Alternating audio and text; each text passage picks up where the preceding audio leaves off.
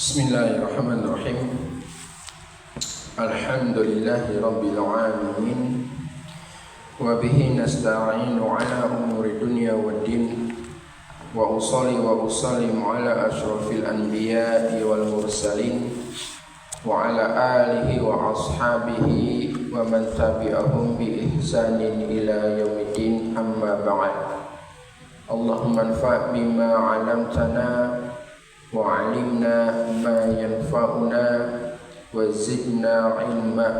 Allahumma inna nas'aluka ilman nafi'an wa rizqan tayyiban wa amalan mutaqabbalan, amin ya rabbal alamin. Ikhwatal iman rahimani wa rahimakumullahu jami'an. Tak bosan kita memanjatkan puji syukur kita kepada Allah Subhanahu wa ta'ala yang telah mempertemukan kita kembali atas nikmatnya dari Allah di majelis yang mulia ini, di majelis tentang Fadailul Quran. Kita masih bicara tentang masalah Fadailul Quran. Sekarang kita masuk bab yang baru yaitu halaman 41. Qala Syekh rahimahullah ta'ala, babun ismu man roya bil Quran. Bab tentang apa? Man itu berarti siapa ya? Bab tentang ismu, dosa, tentang dosa orang roya bil Quran. Roya itu pengen dilihat atau riya Orang yang dosa, orang yang riya dengan Al-Quran. Bab ini bab yang diantara bab yang Syekh rahimahullah ta'ala cantumkan dalam kitab ini, yaitu kitab Fadailul Quran. Hadisnya riwayat an Abi Hurairah, dari Abu Hurairah qala, dia berkata, sami'tu, aku mendengar Rasulullah sallallahu alaihi wasallam yaqulu, bersabda,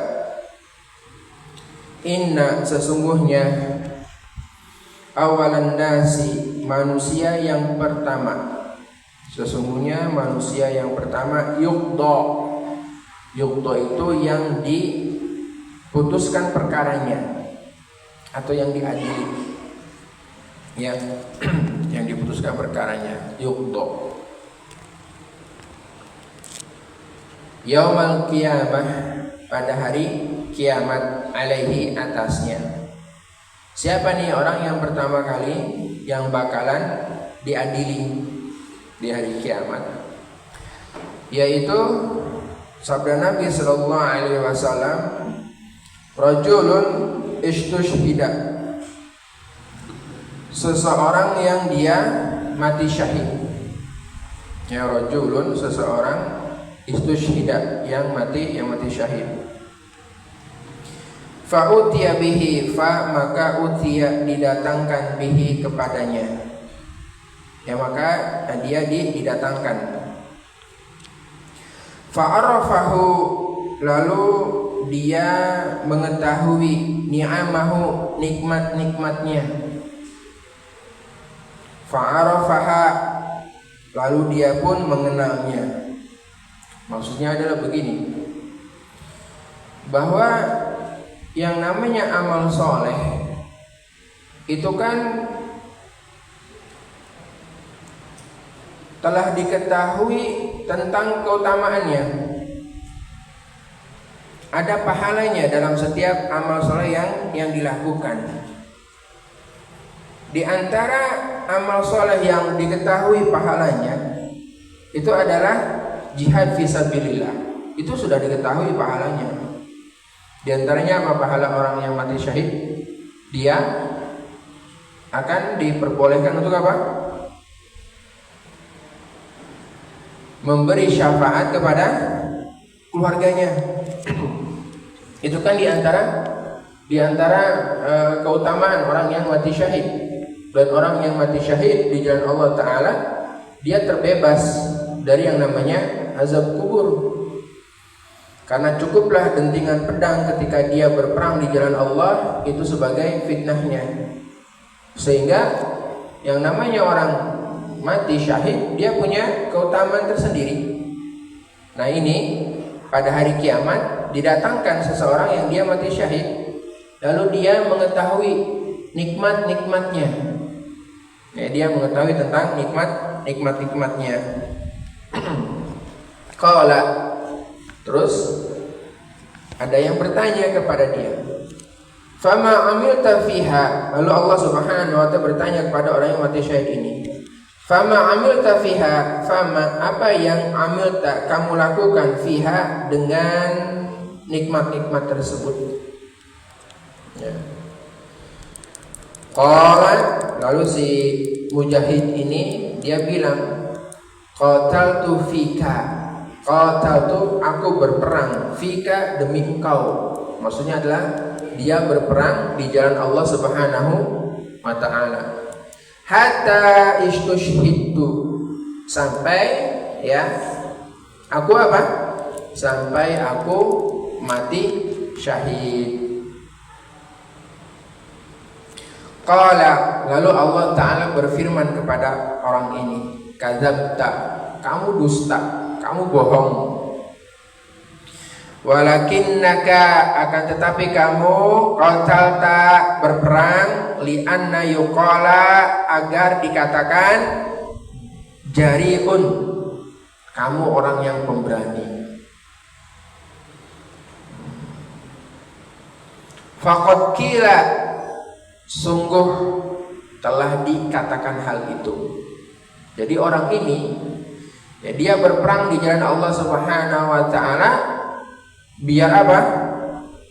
Biar dikatakan sebagai orang yang pemberani. Dan dia telah mendapatkan hal ini. Maksudnya telah dikatakan oleh orang-orang dia memang seorang pemberani begitu. Dia sudah mendapatkan apa yang dia niatkannya itu. Thumma, kemudian umiru, diperintahkan bihi, fasuhiba, ya, kemudian diperintahkan untuknya fasuhiba, maka dia diseret, ala wajhi, ya, dia diseret dan wajahnya itu tersungkur begitu ya, ala di atas wajhi, kepalanya. Jadi wajahnya itu tersungkur ke bawah begitu. Hatta ulkiya, sampai apa? Ulkiya, dilemparkan finnar, ke dalam neraka. Ini yang pertama. Siapa yang kedua? Wa rajulun ta'allama al-ilma, seseorang yang dia bagaimana? Ta'allama al-ilma, dia mempelajari ilmu. Wa 'allamahu, dan dia mengajarkannya. Wa qara'al Qur'ana, dan dia apa? Membaca Al-Qur'an. Jadi dia belajar, mengajar, dan dia membaca Al-Qur'an. Fa'utiya bihi, maka dia didatangkan. Orang yang terdakwa ini dia didatangkan. Fa'arafahu ni'amahu fa'arafaha, maka orang ini dia mengetahui nikmat-nikmatnya, ya, dan dia pun mengenal nikmat-nikmat tersebut. Nikmat-nikmat apa?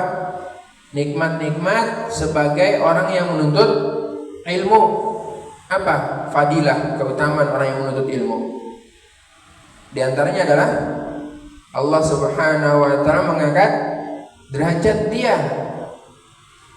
Ya, maka dia mengetahui nikmat-nikmat tersebut. Qala, lalu Allah Ta'ala berfirman pada orang ini, fama amilta fiha, apa yang kamu lakukan?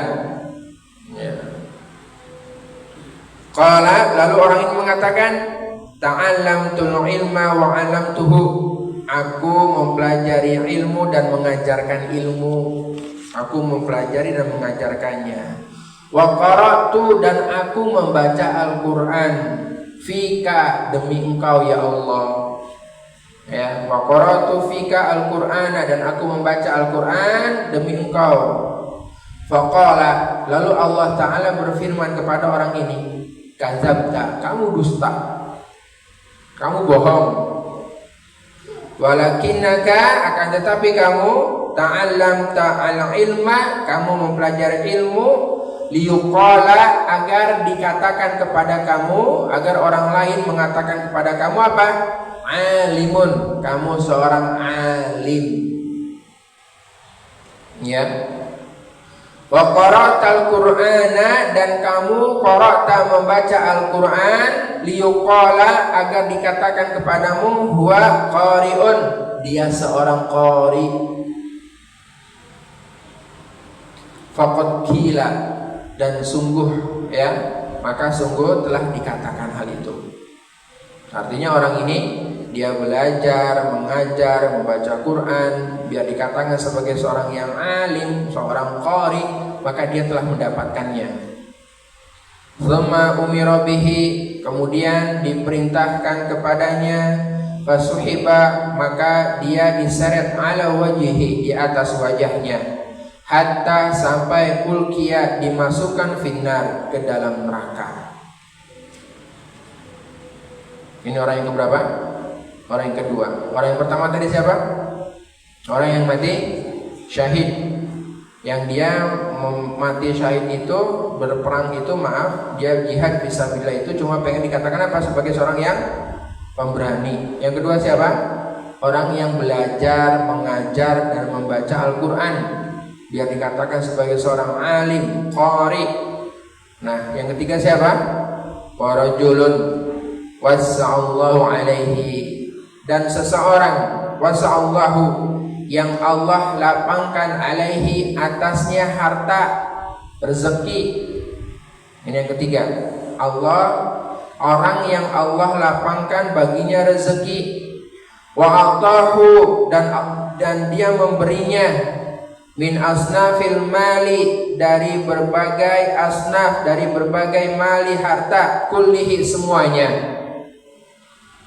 Fa'utiya bihi, kemudian orang ini, si terdakwa ini, utiya bihi, didatangkan. Fa'arafahu ni'amahu fa'arafaha, maka orang ini mengetahuinya nikmat-nikmat, dan dia mengenal nikmat-nikmat tersebut. Qala, lalu Allah berfirman pada orang ini, fama amilta fiha, apa yang kamu lakukan dengan hal itu? Orang ini bilang, ma taraktu min sabilin, tidaklah taraktu, aku meninggalkan, min sabilin, satu jalan pun, tidaklah aku tinggalkan, min sabilin, dari satu jalan pun, tuhibbu, yang dicintaimu, an yunfaqa fihi, untuk yunfaqa, diinfakkan, fihi, di dalamnya, maksudnya di jalan Allah Subhanahu wa taala. Illa, kecuali apa? Anfaqtu fihi, kecuali aku menginfakkannya, laka, demi engkau ya Allah. Jadi orang ini, orang yang bagaimana? Orang yang Allah luaskan rezekinya, semua harta dia miliki, dan dia beranggapan bahwasanya tidaklah dia mengeluarkan harta kecuali di jalan Allah, di jalan yang dicintai oleh Allah Subhanahu wa taala. Faqala, kemudian Allah Ta'ala berfirman, kadzabta, kamu bohong, kamu dusta. Walakinnaka fa'alta liyuqala huwa jawadun, walakinnaka, akan tetapi kamu fa'alta, melakukan, liyuqala, agar apa? Dikatakan huwa jawadun, dia itu orang yang jawadun. Orang yang apa jawad itu? Orang yang dermawan. Ya. Faqad qila, sungguh dia telah, ya, dikatakan hal seperti itu. Artinya, ya, dia mendapatkan apa yang dia niatkan. Dia pengen dikatakan sebagai orang yang dermawan, maka dia mendapatkan itu.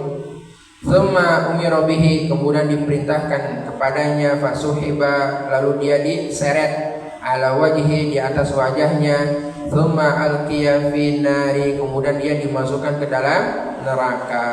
Rawahu Muslim, hadis riwayat Muslim. Ini orang yang ketiga. Ya. Yang pertama siapa tadi?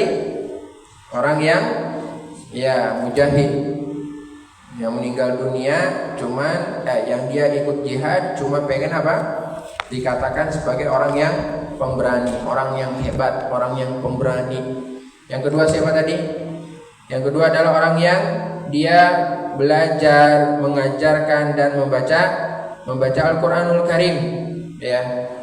Lalu niat aslinya sebenarnya dia adalah biar dikatakan sebagai seorang yang apa?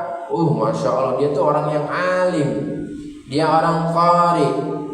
Lalu yang ketiga adalah orang yang Allah berikan harta yang banyak. Dia beranggapan mengamalkan sesuatu itu adalah karena Allah, tapi pada dasarnya niatnya dia apa? Cuma pengen orang lain mengatakan kepada dirinya apa? Sebagai orang yang dermawan.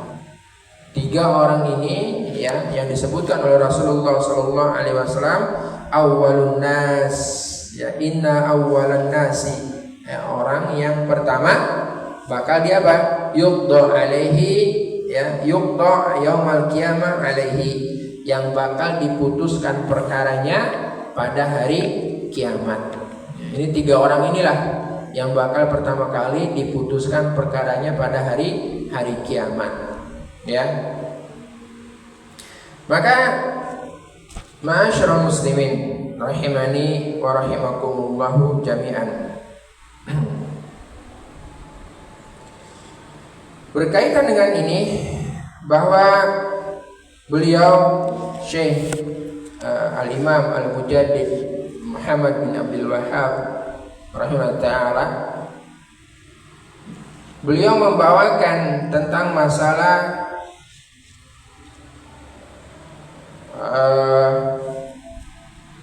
pengharaman atau ketidakbolehan tentang masalah riya, ya. Dan hadis ini adalah hadis yang agung, di antara hadis yang agung yang sudah seyogyanya kita merenungkan. Jangan-jangan begitu, dan jangan sampai kita termasuk dari salah satu dari tiga orang yang disebutkan dalam hadis tersebut, ya. Ini kan bahaya.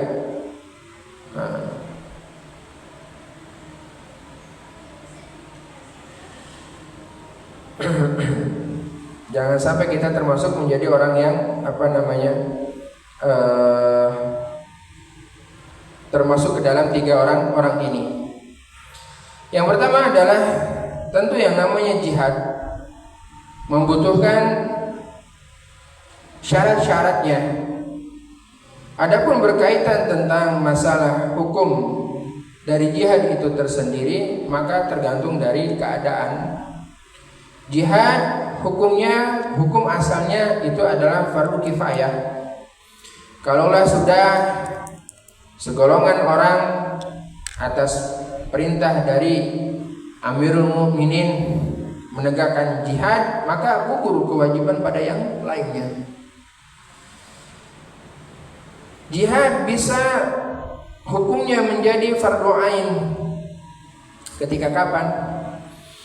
Ketika wilayah kaum muslimin sudah dikepung oleh musuh, dan ketika kaum muslimin sudah berhadap-hadapan dengan musuh di medan perang, maka tidak ada jalan kembali kecuali apa? Ya kecuali berperang.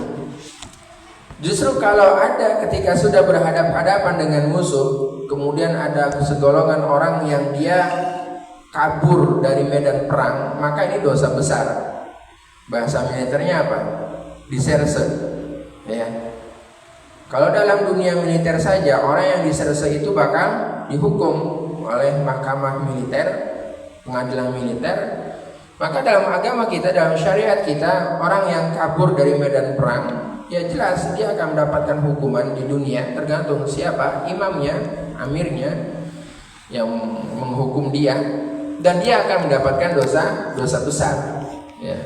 Tentu di akhirat azabnya adalah pedih. Ya.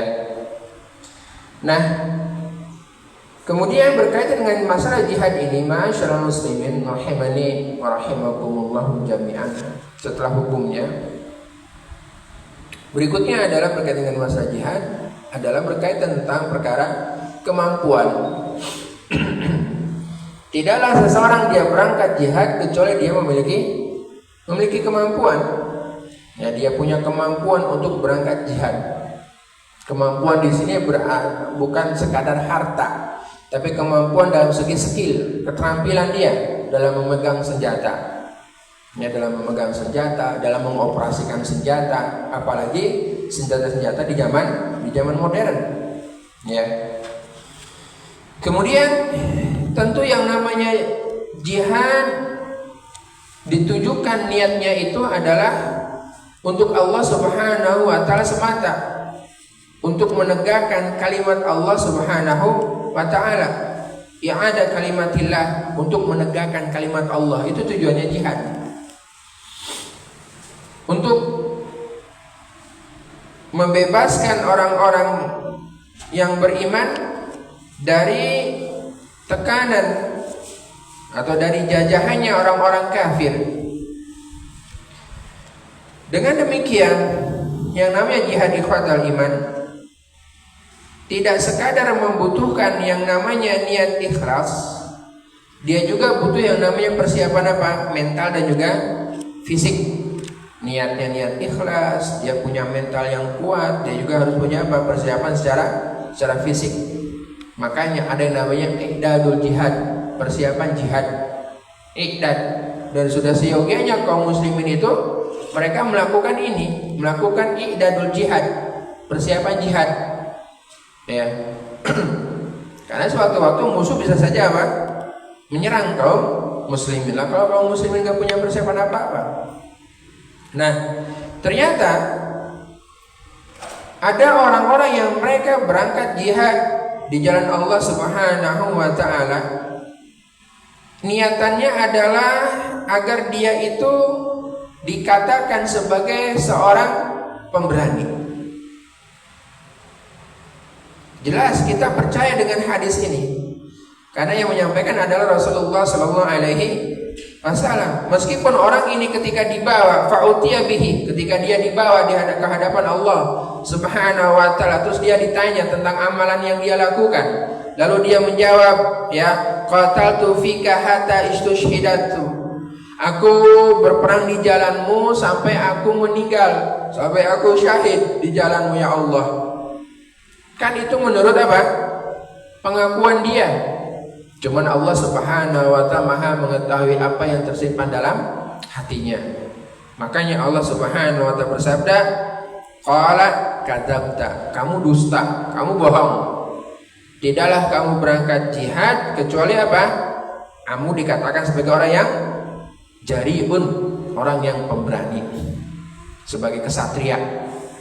Wah, dia kesatria hebat, dia berani berangkat jihad. Inilah pentingnya niat ikhwatal iman. Kita pentingnya untuk selalu mengoreksi niat kita dalam setiap amal ibadah yang kita lakukan. Jangan sampai ya ibadah yang kita lakukan itu muncul niatan riya. Terus bagaimana kalau misalnya kita ketika melakukan suatu amal ibadah, amal soleh, timbul rasa riya, apakah kita berhenti melakukan amalan itu atau melanjutkannya? Jawabannya apa? Lanjutkan. Ya, sembari apa? Memperbaharui niat. Jangan sampai ada orang yang dia mau beramal soleh, diantaranya adalah misalnya amal soleh itu kan adalah berangkat ke masjid untuk melakukan sholat jamaah. Kemudian terbersit dalam hatinya, wah ini lihat nih, saya orang yang rajin salat jamaah. Apa kemudian dia berhenti? Udah, saya jangan salat jamaah di masjid. Khawatir riya. Khawatir ada orang lain menganggap saya adalah riya. Pengen lihat tuh dia berangkat ke masjid. Gak usah lah, saya berangkat ke masjid. Saya khawatir riya dalam hati saya. Enggak begitu. Justru ketika muncul hal-hal seperti itu harus apa? Harus kita lawan. Kita lawan ya dengan terus memperbarui niatannya adalah karena Allah Subhanahu wa taala. Kalau terbersit hati itu kemudian kita mundur, ya berarti benar. Emang kita cuma pengen dilihat. Ya. Maka inilah pentingnya ikhwatal iman untuk apa? Untuk terus memperbaharui niat karena Allah Subhanahu wa taala. Dan orang yang pertama ini, dia niatnya adalah bukan karena Allah Subhanahu wa taala. Ya. Niatnya bukan karena Allah Subhanahu wa taala. Kemudian orang ini dia dicampakkan atau diseret. Ya, kalau diseretnya hanya secara diseret mungkin tidak masalah ya. Tapi ini diseretnya ala wajhihi. Jadi dia itu tersungkur ya, lalu wajahnya ke bawah gitu ya. Kemudian diseretlah seperti itu. Ada gambaran ya, maksudnya diseretnya ya. Jadi dia diseretnya itu di atas wajahnya. Bukan berarti dia diseret di atas punggungnya.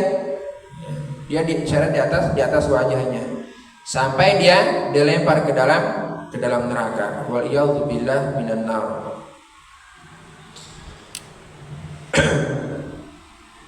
Begitu pula dengan keadaan orang yang kedua. Keadaan orang yang kedua ini orang yang dia belajar. Dia ngajar, mengajarkan ilmu, ya.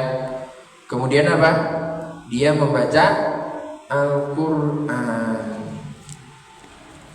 Tapi ternyata, ya, dia belajar dan mengajar serta membaca Al-Quran itu agar apa? Disebut sebagai seorang yang alim. Ya, disebut sebagai orang yang alim. Dan juga disebut sebagai qari. Qari. Orang kan kalau udah dapat julukan kayak gini senang nggak? Senang.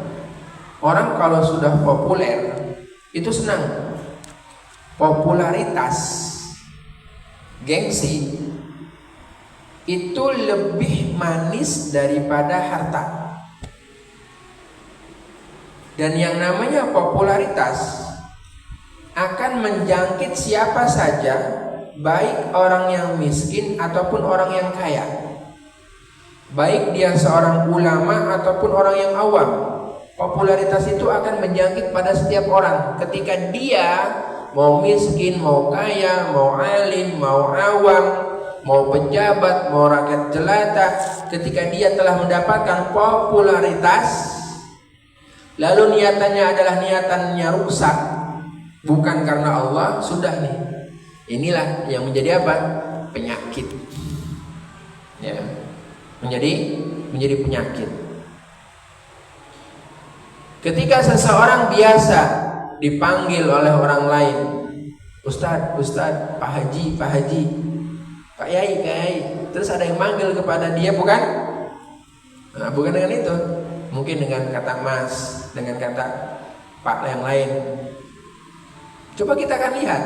Kalau dia is oke nggak apa-apa, ya tidak masalah, insya Allah Ta'ala. Tapi kalau dia keberatan, panggil saya Ustaz dong. Saya kan ngajar kamu. Panggil saya Haji, saya kan sudah haji tiap tahun, bolak-balik. Kamu kan belum. Maka dikhawatirkan yang seperti itu adalah apa? Niatan dia hanya untuk dianggap sebagai orang yang pernah berhaji, alias riya, pengen dilihat orang. Ya, pengen dilihat orang. Nah, begitu pula dengan orang yang kedua ini, orang yang dia belajar, dia mengajar, ya. Lalu dalam hatinya dia pengen agar orang lain mengatakan pada dirinya apa? Dia pengen dilihat oleh orang lain sebagai seorang yang apa? Alim. Ya, orang yang alim. Dan dia orang yang membaca Al-Quran sehingga dia pengen dikatakan sebagai seorang yang qari, dia qori kita, ya. Dia orang yang baca Qur'annya, masya Allah, bagus.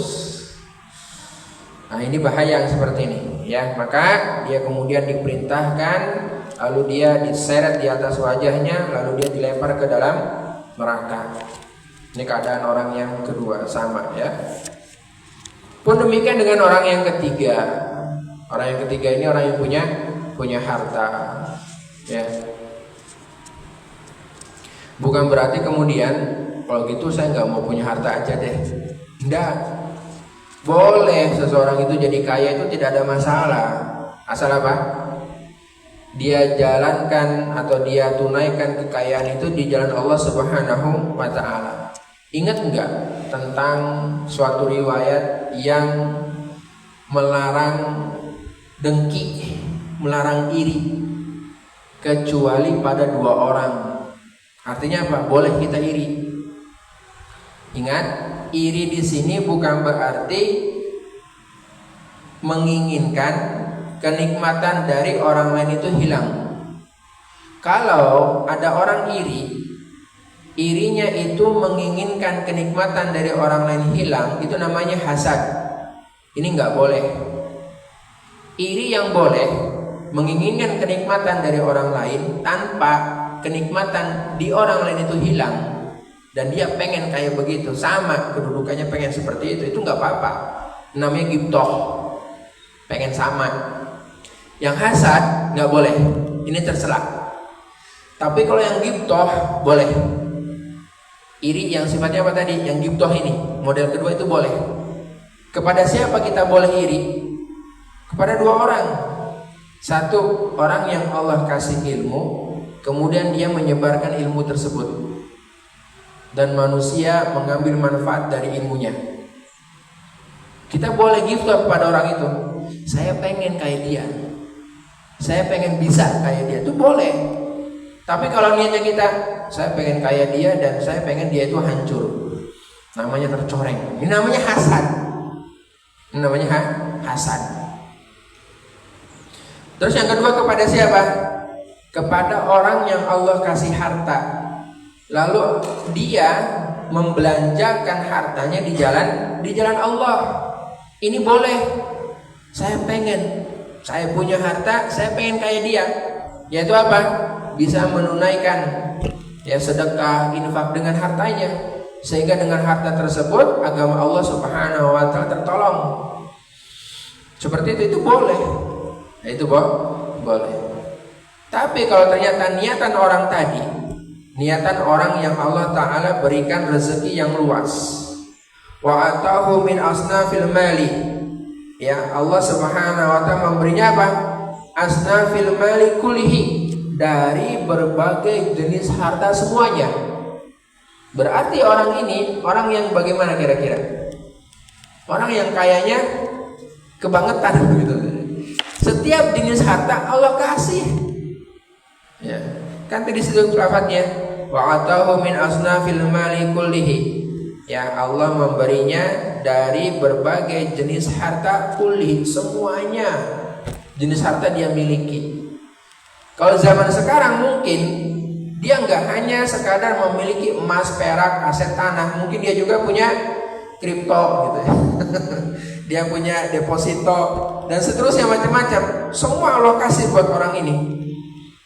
Ya, Allah kasih buat orang ini. Dan dia mengetahui tentang keutamaan, dia tahu nikmat-nikmat, atau dia tahu tentang keutamaan orang yang beramal soleh dengan hartanya. Apa? Fadilah orang yang berinfak, sedekah di jalan Allah. Apa fadilahnya? Di antara fadilahnya adalah Allah Subhanahu wa ta'ala melipat gandakan hartanya menjadi 10 kali lipat yang dia keluarkan. Dia keluarkan 1, Allah kasih 10. Ya kan? Itu di antara nikmat, di antara keutamaan, fadilah yang dia dapatkan. Ya. Dan dia ngaku, menurut pengakuan dia adalah harta tersebut tidaklah dia keluarkan kecuali di jalan Allah Subhanahu wa ta'ala.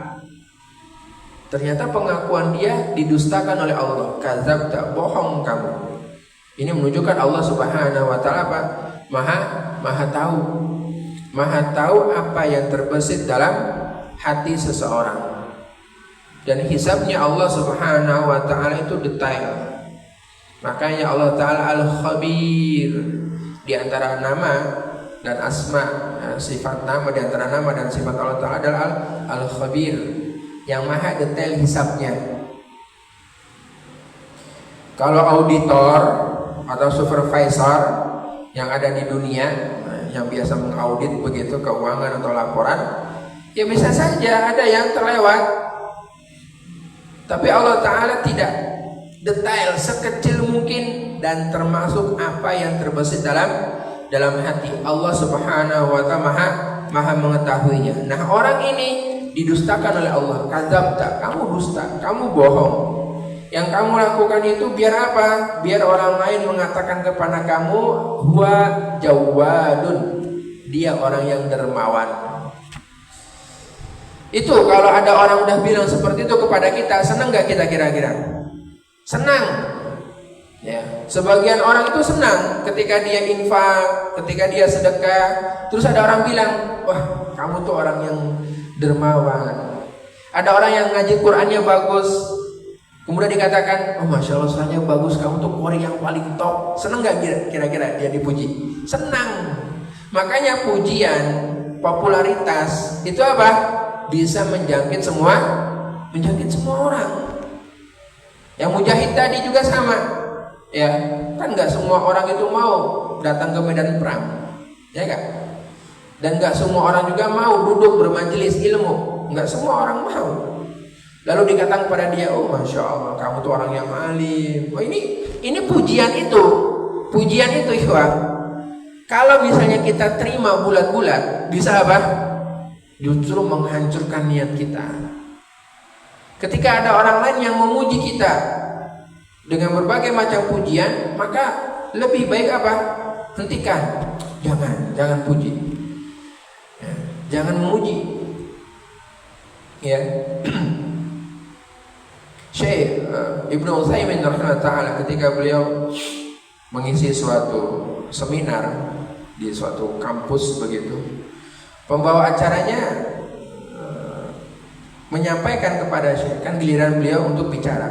Lalu si pembawa acaranya bilang, kalau terjemahannya ya, kepada yang mulia, yang kami hormati, ya, orang yang faqih, orang yang luas ilmunya, begitu ya, kan memuji ya kan.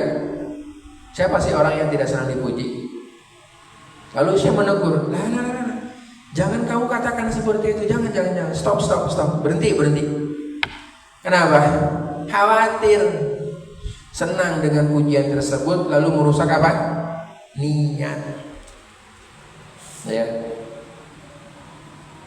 Bukan berarti kita memuji orang nggak boleh saja kita memuji orang. Asal apa? Memuji dengan cara yang wajar. Memuji yang wajar. Dia ustadku, oh dia guruku, oh dia sahabatku. Itu kan termasuk dari apa? Bentuk pujian. Kita mengakui dia adalah guru kita mengakui dia adalah sahabat kita. Itu kan namanya pujian. Tetapi pujian-pujian yang berlebihan itu bisa apa? Menggelincirkan seseorang dari niat ikhlas karena Allah Subhanahu wa taala. Nah, orang ini dia punya harta banyak. Ya, tidaklah dia menginfakkan di jalan Allah kecuali apa? Niatan dia pengen disebut sebagai orang yang dermawan. Ya. Kemudian orang ini dilemparkan, dia diseret, ya. Lalu dia dilemparkan ke dalam neraka. Waliyadzubillahi minan nar. Semoga Allah melindungi kita dari azab neraka. Ala kulli hal, ikhwatal iman, rahimani wa rahimakumullahu jami'an. Haruslah kita ingat sabda Nabi sallallahu alaihi wasallam yang insyaallah sudah kita hafal. Yang dimana beliau sallallahu alaihi wasallam bersabda, innamal a'malu binniyat wa innamal likulli imri'in ma nawa faman kanat hijratuhu ila Allah wa rasulih fa hijratuhu ila Allah wa rasulih wa man kanat hijratuhu lidunya yusibuha aw imra'atin yankihuha fa hijratuhu ila ma hajara ilaih. Harus ingat ini. Ya. Innamal a'malu binniyat. Sesungguhnya setiap amalan itu tergantung dari apanya? Dari niat. Kita belajar, kita bekerja, kita mengajar, kita infak, kita baca Quran, dan berbagai macam amalan, maka niatkan semuanya itu karena Allah Subhanahu wa ta'ala. Dan barang siapa yang niatnya itu karena Allah dan karena Rasulnya, hijrahnya karena Allah dan karena Rasulnya, maka dia akan mendapatkannya. Ini Masya Allah, manis banget. Ya, keindahan seseorang adalah dia mendapatkan sesuai dengan yang dia niatkan karena Allah dan Rasulnya. Ini indah, baik, bagus. Sehingga niatan dia bukan karena ingin mendapatkan dunia yang sedikit.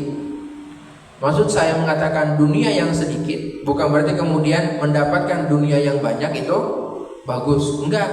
Karena yang namanya dunia itu ya memang sedikit. Mau berapapun nominalnya. Ya, berbeda ketika seseorang dia meniatkan semuanya karena Allah Subhanahu wa ta'ala, mengharap pahala dari Allah, maka ini jelas keutamaan yang besar. Cuman tadi kita harus apa? Sering-sering koreksi niat. Sering-sering koreksi niat. Dan barang siapa yang hijrahnya itu karena dunia atau karena apa?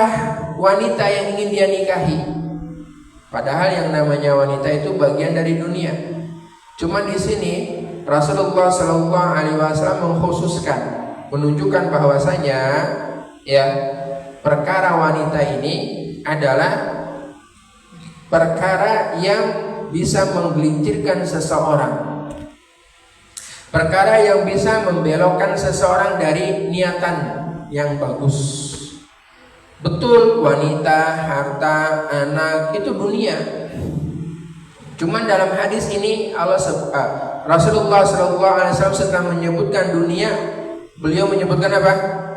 Khususnya wanita. Karena fitnah umat ini yaitu terjadi kebanyakan karena siapa?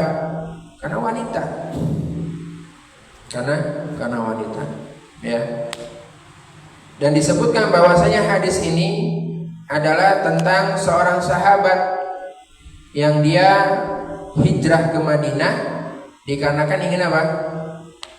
Ingin menikahi seorang wanita. Jadi hijrah ke Madinahnya itu bukan karena Allah, bukan karena Rasulnya, cuman karena siapa? Itu gebetannya atau calonnya ada di Madinah, pengen dapetin perempuan. Ya. Maka pentingnya sekali, lagi-lagi penting sekali kita meluruskan niat kita, terus mengoreksi niat kita dalam hijrah, dalam belajar, dalam mengajar, dalam berdakwah, dalam bekerja, dalam melakukan amal soleh apapun itu sifatnya. Agar tadi ya, agar apa? Agar kita tidak tergelincir di jalan setan. Ya, agar kita tidak tergelincir di jalan setan. Setan itu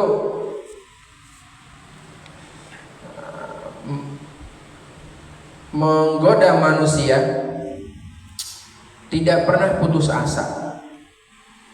Satu pintu ditutup atau satu pintu tertutup, maka akan terbuka pintu-pintu yang lain. Ya kan? Kalau ternyata suatu wilayah orang-orangnya adalah orang-orang yang bertauhid, orang-orang yang telah meninggalkan kesyirikan, apakah kemudian setan bakal putus asa? Jawabannya apa? Enggak. Setan akan menyerang dari jalur apa? Kemaksiatan. Nah, itu sebagaimana dalam suatu riwayat, setan itu hampir-hampir putus asa. Ya, kenapa? Karena Jazirah Arab waktu itu mereka sudah bebas dari kesyirikan. Ternyata setan dia tidak nyerah begitu saja, masuk melalui pintu kemaksiatan. Begitu pula dengan seseorang, ketika dia tidak bisa digoda dari satu jalan, misalnya jalan harta, dia nggak bisa digoda dari jalan ini, setan akan muncul pada dia, mungkin memfitnah dia dari jalan wanita. Kalau tidak bisa dari jalan wanita, muncul dari jalan apa? Jabatan, kedudukan, status sosial. Kalau nggak bisa juga dari jalan-jalan yang lain. Ini setan menggoda manusia dari berbagai jalan yang itu menunjukkan bahwasanya setan tidak pernah lelah untuk menggoda orang-orang yang beriman. Oleh karena itu kita tidak boleh lelah untuk terus meminta tolong pada Allah Subhanahu wa taala agar Allah taala menolong kita dalam melakukan amal soleh. Kita melakukan amal soleh itu butuh yang namanya pertolongan dari Allah. Terakhir dari saya berkaitan dengan hadis ini atau tentang bab ini adalah kita mendengar bahwa hisab yang pertama kali di hari kiamat adalah apa? Sholat, betul? Dan kasus pertama kali yang bakal diadili adalah apa? Pembunuhan. Apakah riwayat tersebut bertentangan dengan riwayat yang sedang kita baca? Apa yang sedang kita baca ini? Orang yang pertama kali diadili, orang yang pertama kali diperkarakan. Bertentangan nggak? Dohirnya kelihatannya bertentangan. Ada hadis yang pertama kali tentang masalah sholat, ada hadis tentang masalah ini, 3 orang ini, kan begitu ya? Akan tetapi pada dasarnya tidak bertentangan semuanya itu. Semuanya tidak bertentangan karena masing-masing dari hadis tersebut punya konteks yang berbeda. Ya, punya konteks yang berbeda. Tentang masalah amalan jelas yang dihisab pertama kali adalah tentang masalah sholat. Begitu maksudnya. Tapi kalau masalah manusia atau orang yang bakal diadili adalah siapa? 3 orang ini. Ada gambaran nggak? Ya, seperti itu. Jadi tidak saling bertentangan karena memiliki konteks yang berbeda. Yang pertama tentang masalah hisab amal. Berikutnya adalah tentang masalah kasus yang terjadi. Hisab amal itu sholat itu kan kaitannya dengan Allah Subhanahu wa taala. Itu ya. Kalau yang pembunuhan kaitannya dengan hak sesama manusia. Nah, ini adalah awalun nasi atau awalun nasi yuqda yaumil qiyamah. Orang yang pertama kali bakal diperkarakan di hari kiamat. Siapa? 3 orang itu. Mujahid yang niatnya cuma pengen dikatakan sebagai pemberani, orang yang alim dan orang yang baca Quran cuma karena pengen dikatakan sebagai orang yang berilmu dan sebagai qari. Yang ketiga adalah orang yang banyak harta karena dia cuma pengen disebut sebagai seorang yang dermawan. Begitu. Ini berkaitan dengan siapa? Orangnya. Ya.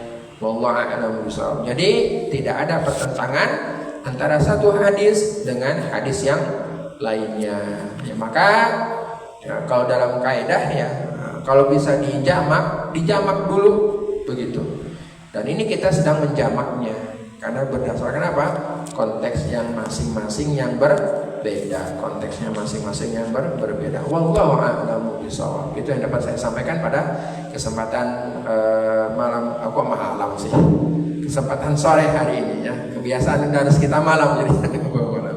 Insya Allah besok kita lanjutkan membaca tentang bab berikutnya, itu bab tentang orang yang makan, mencari makan dengan Al-Quranul Karim. Sebelum saya tutup mungkin ada 1-2 pertanyaan. Monggo.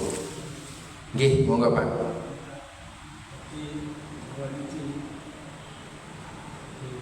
Nggih. Oh ya. Kalau yang tadi itu adalah hisab, ya, amalan ya, yang bakal dihisab, amalan yang akan dihisab pertama kali itu adalah apa? Sholat. Sedangkan kasus pertama kali yang bakal diadili adalah apa? Kasus pembunuhan. Seperti itu, ya. Makanya sholat menjadi amal yang sangat utama, karena sholat adalah perintahnya itu langsung datang dari Allah Ta'ala tanpa melalui perantara, yang dimana Allah Ta'ala memanggil nabinya alaihi salatu wassalam ke Sidratul Muntaha. Ya, baik, seperti itu. Barakallahu fikum. Ada lagi? Nggih.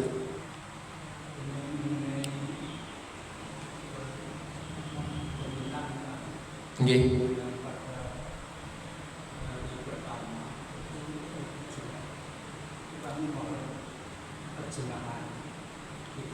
Oh iya, Masya Allah.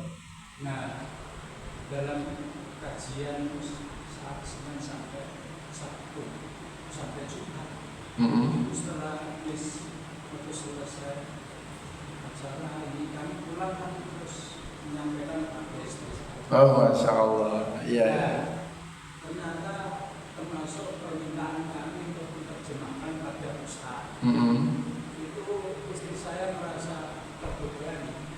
Seolah-olah kami memaksa Ustaz. Tidak boleh. Nah, ini saat ini pula kami mohon maaf untuk tidak terbebani. Oh gitu. Insya Allah tidak Pak ya. Insya Allah tidak. Saya tidak terbebani ya. Kenapa ya? Karena memang yang namanya mengajar itu ikhwah, butuh persiapan nggak? Kan yang namanya ngajar itu butuh persiapan, ya kan?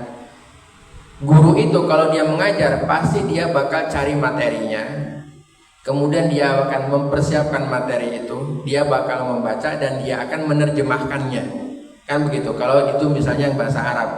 Ini yang tadi saya sampaikan, dari pertemuan 1 sampai pertemuan sekarang dan insya Allah sampai pertemuan terakhir, insya Allah itu sudah ada terjemahannya. Cuman gak saya tunjukkan, ada di laptop gitu. Jadi insya Allah itu bukan insya Allah tidak memberatkan saya, insya Allah ya, karena ada begitu ya, tinggal memperbaiki saja. Karena biasanya bahasa terjemahan ya dengan bahasa penyampaian kepada masyarakat itu kan perlu diperbaiki dari segi apa? Dari segi tata bahasanya. Paling ya repotnya cuma memperbaiki tata bahasa saja. Dan itu sudah menjadi kebiasaan kita, sudah menjadi kebiasaan kami, maaf. Ya, seperti itu. Jadi insya Allah itu tidak memberatkan. Intinya adalah semoga ya kita belajar, kita mengajar, menerjemahkan dan melakukan amal soleh itu niatnya adalah karena Allah. Jadi insya Allah seperti itu ya. Insya Allah tidak memberatkan dan jangan dijadikan menjadi beban tersendiri pada panjenengan. Insya Allah tidak ada beban. Ya, insya Allah tidak ada beban. Barakallahu fikum. Mungkin ada lagi? Ya, silakan.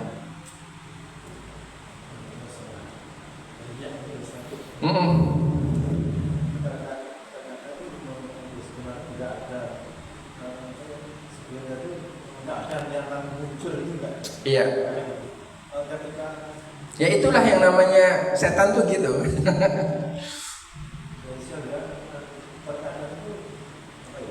Waktu kita berjalan, pasti berjalan banyak itu kan. Itu kadang muncul ya. Muncul tengah-tengah. Tapi itu kalau itu merubah, maksudnya merubah niatnya itu gimana? Maksudnya apa? Kita hilangkan niat yang muncul itu apa maksudnya merubah amalan itu?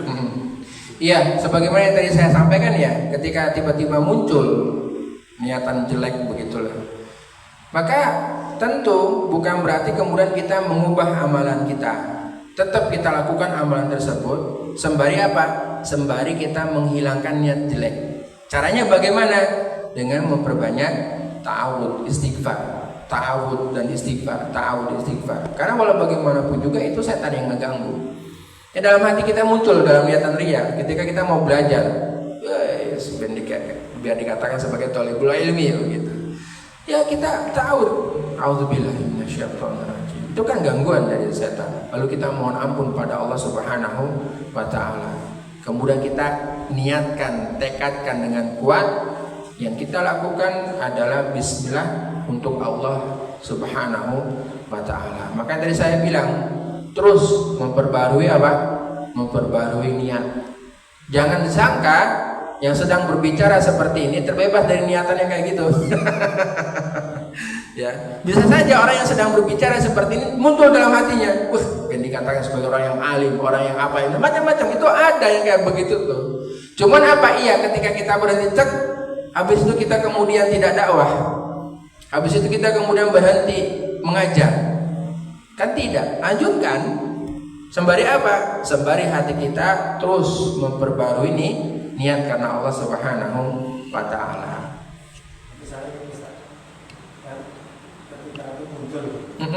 Bagaimana ketika Allah mengatakan kadzabta misalnya, padahal waktu itu memang muncul gitu misalnya. Kita sudah berusaha memperbaiki kan. Bagaimana kalau kadzabta? Wallahu a'lam ya. Kita tidak tahu ya. Itu justru itu. Inilah yang apa namanya? Yang perlu kita waspadai gitu.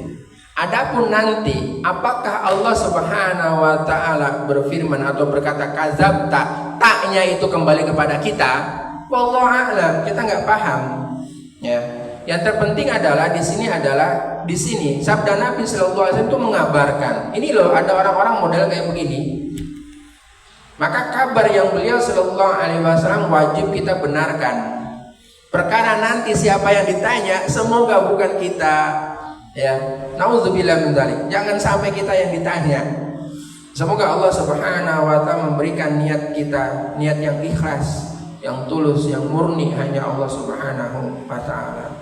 Maka yang tadi saya sering selalu bilang kan di akhir hadis setelah membaca itu nauzubillah min dzalik. Jangan sampai kita yang ditanya sama Allah Subhanahu wa taala. Jangan. Nauzubillah. Barakallahu fikum. Saya juga sama seperti perasaan itu tiba-tiba kayak sok pintar. Iya. Nah, memperbaiki maksud kami harus setiap saat bisa takut. Nah sekarang kita sholat ada bacaan Al-Fatihah. Kita dahului dengan takut. Iya. Cukup pertama dengan 2 rakaat. Itu harus apa? Iya, cukup di awal rakaat. Jadi ketika kita mulai rakaat, ya kita setelah membaca doa iftitah, kemudian kita ta'awudz. A'udzubillahi samiil alim minasyaitonir rajim. Ya, kemudian baru baca bismillahirrahmanirrahim. Alhamdulillahirabbil alamin. Dan itu ta'awudznya itu cukup di rakaat yang pertama. Ngonten nggih. Barakallahu fikum. Begitu ya. Barakallahu fikum. Ya ini Masya Allah hadis-hadis ini memang jangan sampai dengan kita mendengar hadis ini kemudian kita berhenti melakukan amal soleh. Enggak gitu. Karena adanya hadis yang kita baca itu sebagai bentuk kewaspadaan kita dan motivasi bagi kita agar apa? Agar kita meluruskan niat karena Allah Ta'ala. Justru ikhwah, kalau kita membaca hadis-hadis seperti ini, ya, kemudian apa? Kemudian kita malah berhenti. Kemudian kita malah berhenti dan melakukan amal soleh. Berarti siapa yang menang? Iya, yang menang adalah setan dan tentaranya. Itu yang menang. Karena apa? Amal soleh nggak lagi dikerjakan. Seperti itu. Oleh karena itu terus kita niatkan karena Allah Ta'ala amal soleh yang kita lakukan. Dan terus kita mohon ampun pada Allah. Oleh karena itu di setiap kali selesai melakukan amal soleh, para ulama mengatakan ya, menganjurkan untuk apa? Istighfar. Setelah kita selesai sholat, apa yang harus kita lakukan? Istighfar. Selesai kita bermajelis taklim, apa yang kita lakukan? Istighfar. Selesai melakukan setiap amal soleh. Saya pernah, terakhir saya menutup dengan cerita. Waktu dulu mondok, saya punya seorang guru. Beliau Masya Allah ngajar nahwu. Muridnya, maksudnya saya nggak paham-paham tentang nahwu waktu itu ya. Beliau ini setiap kali beliau ngajar nahwu sama ngajar fikih Asmaul Husna. Masya Allah bagus banget. Ya, setiap selesai beliau bermajelis taklim, menutup majelis taklim, beliau qomat kamit. Ya qomat kamit. Selesai baca doa kafaratul majelis, habis itu beliau qomat kamit. Saya tuh biasa kalau bermajelis itu duduknya paling depan, samping atau depan sini samping. Jadi kan yang di qomat kamit tahu ya. Setiap kali selesai beliau begitu. Ternyata yang dia qomat kamitnya adalah tak perhatikan. Beliau membaca astagfirullah, astagfirullah, astagfirullah. Wallahu a'lam, mungkin beliau ingin mengamalkan setiap dari selesai melakukan amal soleh. Beliau pengen apa? Mohon ampun pada Allah. Bisa jadi ketika melakukan amal soleh ada tadi keselip niat-niat yang jelek. Lalu kita mohon ampun pada Allah Ta'ala.